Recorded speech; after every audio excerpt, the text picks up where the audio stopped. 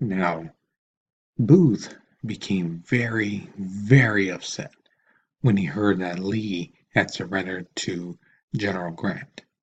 Now, the thing is, you have to remember, I've said it time and time again, the South saw Lee as this great military leader. He was on top of a pedestal. And the thing is, Grant they saw as basically a nobody, somebody who was beneath, really beneath Lee. That he was a drunk, he was a smoker, he did, wasn't a real soldier type of thing. And they saw him being appointed as the leader of the Union Army as a way of like, really, this guy? So they kind of laughed at Grant.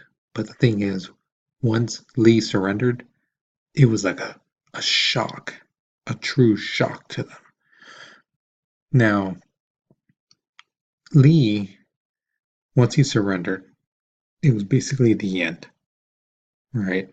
Now, Booth was so furious about this, and he became even more furious when Lincoln gave a speech at the White House balcony, basically mentioning that how the 13th Amendment had passed and that how he would like to see that some educated black people got the right to vote. Now, the thing is, Booth was there, but he didn't hear in his head, he didn't hear some educated black people. What he heard was basically black people get to vote. And that really drove him over the edge. Now, with that anger, his plan changed from kidnapping Lincoln to killing him. But the thing is, if the way Booth saw it, the Union was basically a four-headed monster. Now you cut off the head of one monster, the other three still are around, and the problem is going to be there still. So you have to cut the head of the monster, all of them. So Lincoln was one head. The other head was Vice President Johnson. The other one was the Secretary of State Seward, and the last one was General Grant. Now the thing is, when you attack people like that, you have to attack them by surprise and all at once. You can't take out one and then later on take another one on, and because no, that's not going to work. You need the element of surprise.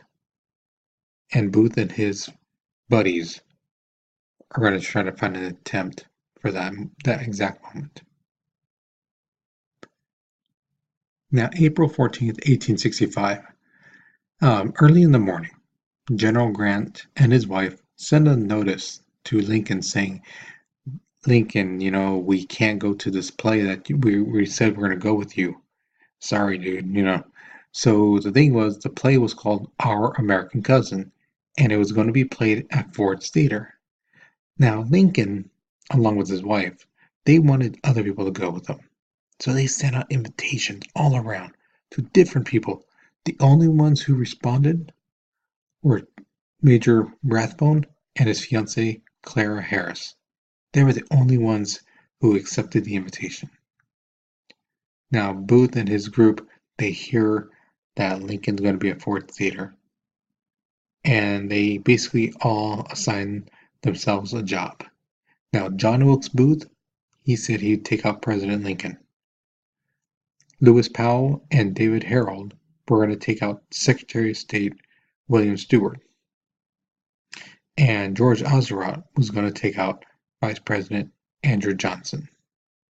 Now, the picture you see to your right, that is a picture of Major Rathbone and his fiancée, Clara Harris. Now, the time to attack was set for 10 p.m. on April 14th. The thing is, Booth gets to Ford Theater, and the thing is, he knows this play like the back of his hand. He's done it several times. He knows the play, so he knows exactly when people are going to cheer, they're going to laugh, they're going to clap, things like that. He knows when that's going to happen. So around 10:15, he's making his way towards Lincoln's booth. Now, the thing is, he gets actually stopped by a presidential aide, and the guy basically wouldn't let him through. But the thing is, Booth showed him a card and basically said that he is an actor. He's from that place. And so basically, this allowed Booth to go through, and he went through a lobby door leading to the presidential box. Now, the thing is, Booth took his time. He knew exactly when the right time to come and when the play was going to come to a funny part and things like that. So the thing is, Booth opened the door slightly, right when there was some noise. And then he saw Lincoln in his armchair. But the thing is, Lincoln was kind of leaning forward because he was looking at the orchestra. Now, from a distance about 4 feet, Lincoln took out his gun and shot it at Lincoln. Now, some people said that Booth fired the gun while saying "Revenge for the South" or "Freedom," but no one could really say if he said anything at all. Now, with the flash of the gun, Major Rathbone basically sprung from his seat and he grabs and wrestles Booth. Now, while they're wrestling, Booth is able to get one hand free and he takes out his dagger and he slashes Major Rathbone across the arm. Now, once Major Rathbone is falling back, Booth rushes to the front of the box. And when he does this, he's about to leap. But the thing is, Major Rathbone was able enough to grab part of his clothing and pull him back a little bit. But the thing is, Booth was still able to leap off. But part of his spurs actually gets caught on that American flag that you see to your right. His spur gets caught. And when he falls on the stage hard. And he badly fractures his shin. Now, that's the bone underneath your knee, and it goes on your foot. It's right in the front. So if you rub that front part of your leg between your knee and your foot, right there, that's what he fractured. Now, he then gets up and he says, "Sic semper tyrannis," which means "thus always to tyrants." And then he hobbles off the stage. Now, some people who've never seen the show were kind of like, "Oh, is this part of the show? What's going on here?" But some people who have seen the show before were like, "What's going on here?"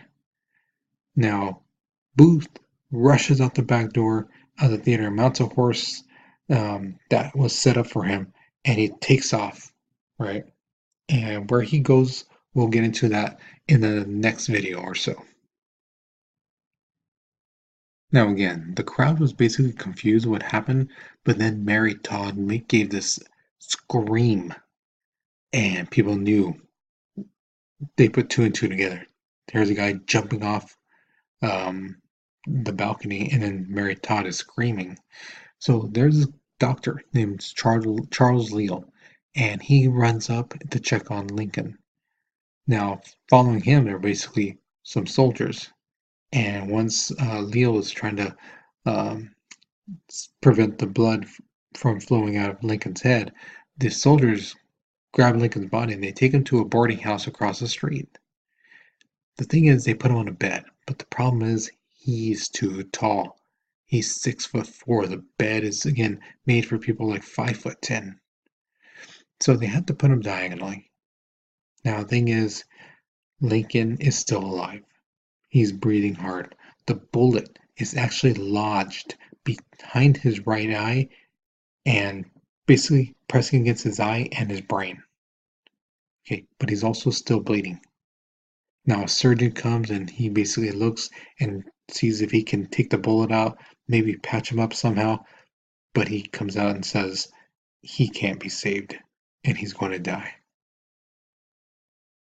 So basically the doctor tells him, get everybody who needs to see him or who wants to see him because his time is ending.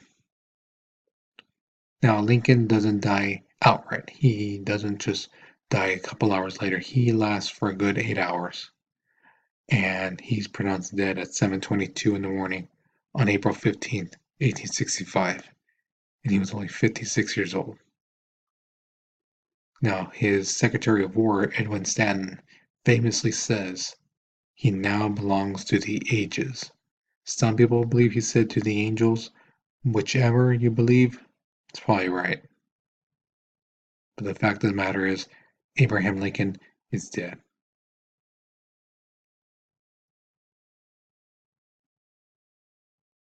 Now, what you see here is the actual gun, dagger, and bullet.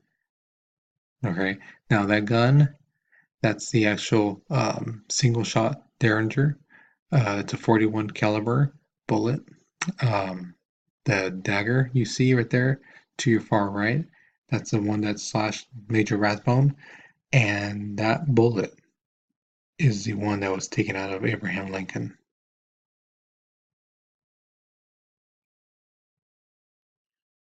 Now, your final question is this. If Lincoln had not been assassinated, do you think he would have been the first president to be elected more than twice? Why or why not? Now, the thing is, you have to keep in mind is this. The 22nd Amendment hasn't been created. So basically, that 22nd Amendment limits a president to 2 terms, but that has not been created yet. Any president up until that time could have ran as many times as they wanted. The other thing you have to remember is Lincoln, he is credited for being the savior of the country or for saving the country. So a lot of people really liked him. But on the flip side, every president before him limited themselves to 2 terms out of respect for George Washington, because George Washington said no president should basically be more than 2 terms, because we just got out of a war fighting a king, and here we are. Somebody might be a king, in a sense that they're elected 5 times. They're president for like 20 years. You know, he says that's way too much for one person. So what do you think? Do you think he would have been the first to be elected more than twice? Why or why not? If so, why? If not, why not? And also, do you think Lincoln would have accepted? Why or why not? Do you think if the people wanted him, he would have said, yeah, yeah? Or do you think if he wanted to be one for president, he's like, I can do it again? Do you think people would be like, no, no, we're good, thank you, somebody else? Okay, so once you finish that, be sure to put your paper in the basket if you're in school right now. If you're not, if you're at home watching this, be sure you save this paper, put it in your bag, and turn it in as soon as you get into class. Okay, so that's the end of the first section. Hope you have a good day, and I'll see you later.